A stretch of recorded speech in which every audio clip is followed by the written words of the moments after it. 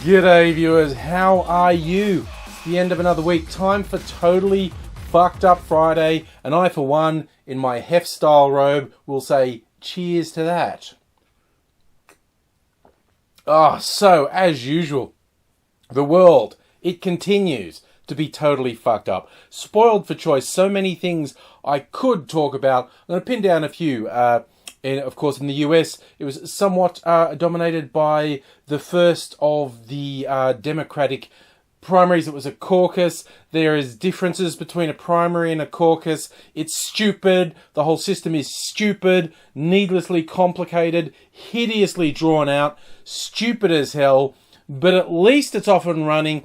And clearly, Bernie Sanders won the first one by any rational measure. Now, the trouble is, it's hard to get rational measures of what happened because the Democratic Party fucked it up so badly. You get this weird thing with the way this Iowa,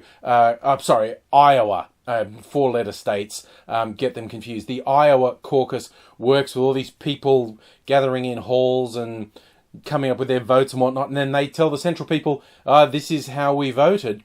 But the Democrats, in their wisdom, had an app for that this year. Now, speaking as someone who's worked in IT, is working in IT, has worked in IT for 20 years, whenever anyone says to you, we should do this voting electronically, over the internet, with an app, say, fuck no, you fucking idiot. Anyone in IT who is not trying to sell you something will say, no.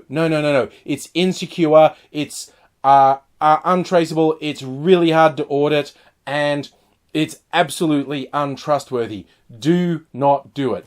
The Democrats did it and fucked it up, and now nobody really will ever trust whatever result comes out of there. But it is quite clear that Sanders did win the popular vote, but it's weird the way the caucuses work. He may not get as many delegates, blah, blah, blah, blah, blah. It's pretty good for him. But see, here's the thing to me. You've got all these people going deep into conspiracies straight away, which is always a fucking hoot to see. But to my mind, when I look at what the Democrat administration, the DNC, the state parties, whatever, the way they behave, they're so up their own arse. It's like they lack enough self-awareness to ever stop and say, does what we're doing look dodgy as fuck? Because it always does. Now, it is absolutely clear, and I don't think any rational person would deny, the Democratic Party hierarchy fucking hates Bernie Sanders. The media establishment hates Bernie Sanders. The banks and everyone hate Bernie Sanders because he's the only one who's threatening to actually shake things up. And the DNC, they like their billionaire donors, and Bernie Sanders, not so favourable towards them. And versus Clinton, there were very questionable emails that went around. And again, but it never occurred to someone who was supposed to be a party operative, technically neutral, sending an email saying, and it was just like a personal wish, how do we get things so Hillary wins and Bernie loses? That's a fucked thing that you shouldn't say. Even if you're not doing anything nefarious, consider from the outside, does that look like you're cheating? Because it fucking does. And hiring what turned out to be a totally inept startup called Shadow, that sounds very trustworthy, to develop an app which tech people have deconstructed and said, oh my god, this looks like a tutorial. Like they literally got a beginner's book on how to build an app and they followed it step by step. It's fucking terrible. When you're that incompetent, it's like it never occurred to you, coming up with this thing to communicate the votes called Shadow that's run by people with connections to all the Democratic Party hierarchy. Does that look dodgy? No, they never ask themselves that. They never do. It's absolutely ridiculous. I don't think it was a conspiracy.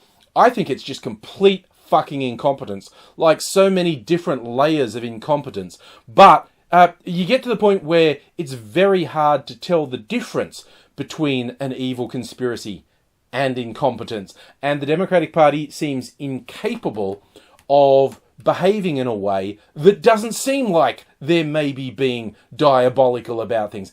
Anyway, it's going to drag out. There's one primary or caucus each week until the first week of March when Super Tuesday happens. And who knows, by that stage, Sanders might be a convincing winner, might not be. There's a lot of variables in this fucking world, and good things never seem to happen. So who knows what's going to happen. It's just going to take us far too long to know. That's not the only funny thing that happened in US, or weird, dodgy thing happened in US politics. Of course, as was always going to be the case, the Senate refused to convict Trump for his very obvious crimes. And as I've always said, since the whole impeachment thing came up, when anyone's asking, you need to understand impeachment is not a legal proceeding. Trump has not been acquitted. He's not been found innocent of criminal behavior.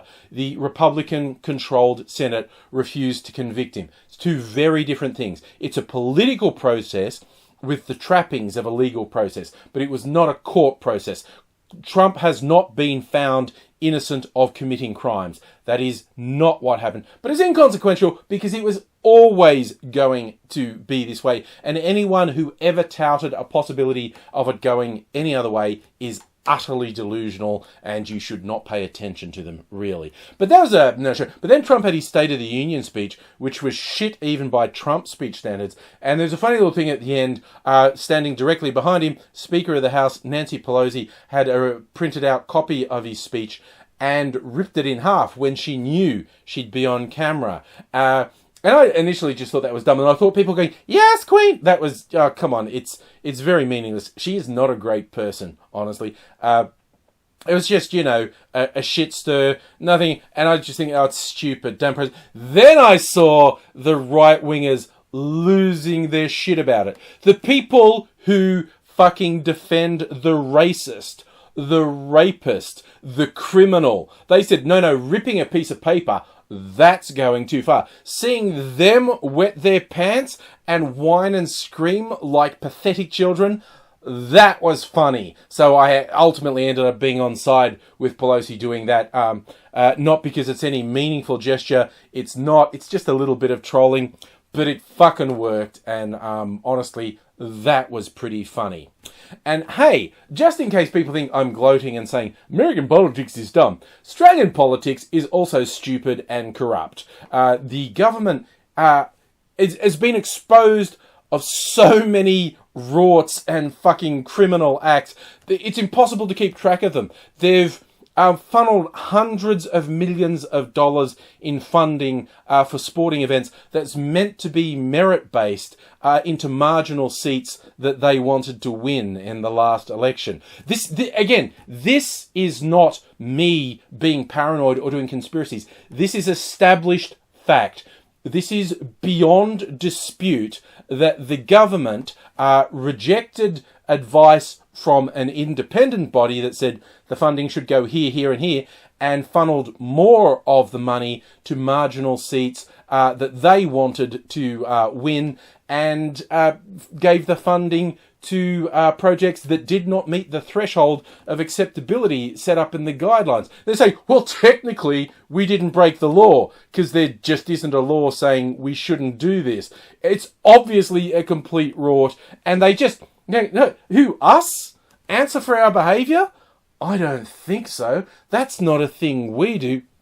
And yet just have bizarre shit like using the federal police as their own sort of political tool. They had the federal police raid union headquarters and had called the media and said, there'll be a raid on the union. We want to make the unions look bad. You should get some good pictures of cops taking out files from the union office. But then when a government minister is shown to have faked documents trying to discredit the mayor of Sydney, and this is all around climate change and other shenanigans. I did talk about this in another video. There was supposed to be a federal police investigation. And again, we know beyond a doubt this government minister used forged documents. Absolutely, categorically fake documents to attack the mayor of Sydney, and the federal police have gone, "Oh, no, I don't see anything. There's nothing here." I mean, even real cops, state cops, call the feds the plastic police. They're just not taken seriously. They're a fucking joke. And that's not actually the funniest story I saw in a story. Not as funny as in life is so bleak. I'm just laughing at this shit. And there was this story that sort of broke in the last couple of days. There's a psychiatrist who has been disbarred. He's been struck off. He's been struck off the medical registry. And why is that? Because he's a QAnon conspiracy theorist. And if you haven't heard of QAnon, lucky you. It basically is all... When you hear words like deep state thrown around and Donald Trump's a secret hero, he's going to expose the vampire pedophile rings... It's absolutely deranged. And there are a few aficionados in Australia. And this guy was found unfit to practice as a psychiatrist because he was basically sharing these conspiracies with people who were going to see a psychiatrist who, you know, might be a bit vulnerable. And I'm going to read a few things from this article because I just want to quote someone else, not freeform, and say something that could get me in trouble, because honestly, these QAnon people, they're pretty interesting. So it's all about the deep state, right? So he had to go to the New South Wales Civic and Administrative Tribunal this week to say, hey, no, I'm completely okay. You shouldn't strike me off the medical register. So, and it all apparently came when this doctor, he submitted a complaint to the Australian Health Practitioner Regulation Agency about an alleged affair between his wife and a colleague.